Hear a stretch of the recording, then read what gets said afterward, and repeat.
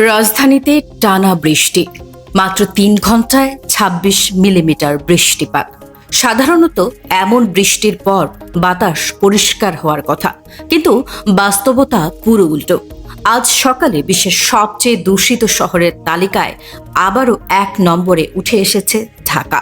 Air quality index বা AQI score ছিল ১৭৭, যা অস্বাস্থ্যকর পর্যায়ে পড়ে।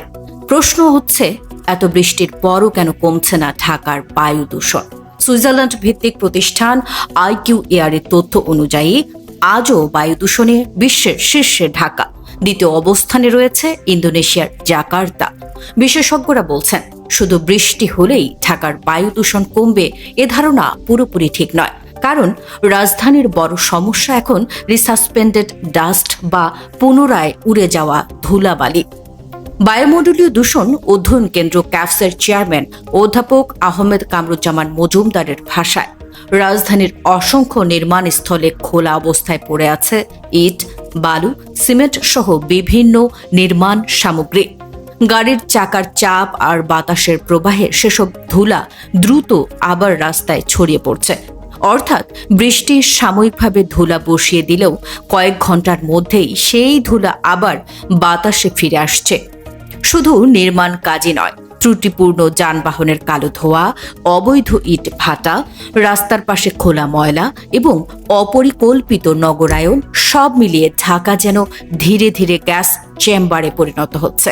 আজকের সবচেয়ে দূষিত এলাকাগুলোর মধ্যে রয়েছে আগারগাঁওয়ের BIDS এলাকা AQI 216, Baridhara park road 209, Gulshan ও উত্তর বাড্ডার বিভিন্ন অংশ ছিল ঝুঁকিপূর্ণ অবস্থায়।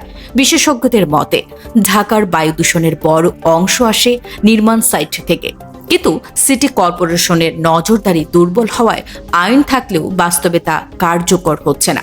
বিশ্লেষণ: সবচেয়ে ভয়ঙ্কর বিষয় হলো, এই দূষণ শুধু পরিবেশগত সমস্যা নয়, এটি এখন জনস্বাস্থ্যের বড় সংকট।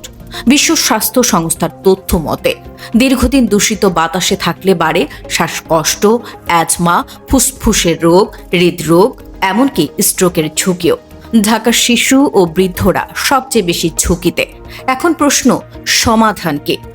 বিশেষজ্ঞরা বলছেন, নির্মাণ সাইট ঢেকে রাখা বাধ্যতামূলক করতে হবে, রাস্তা নিয়মিত পানি দিয়ে পরিষ্কার করতে হবে, কালো ধোঁয়া ছড়ানো গাড়ি বন্ধ রাখতে হবে এবং নগর ব্যবস্থাপনায় কঠোর মনিটরিং বাড়াতে হবে। না হলে বর্ষাকালেও ঢাকার মানুষকে দূষিত বাতাসে শ্বাস নিতে হবে। আরও আপডেট পেতে সাবস্ক্রাইব করুন পালস নিউজ 360।